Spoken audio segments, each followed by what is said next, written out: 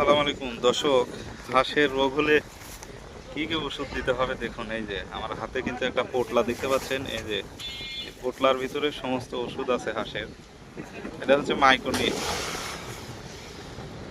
এর ব্যবহার বিধি আমি আপনাদেরকে বিস্তারিত পরে লং ভিডিওতে জানাবো। আজকে শুধু এই ওষুধগুলোর নাম আপনাদেরকে বলে দিই। মাইক্রোনিট, এখানে আর একটা আছে,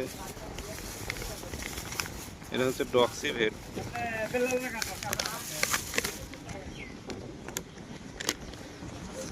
দেখাই আপনাদের, এই যে ডক্সিভেট,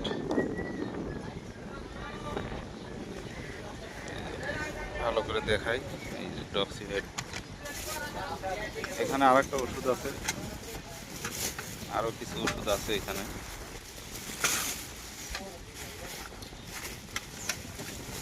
আপনাদের পরে দেখানোর চেষ্টা করবো যে এই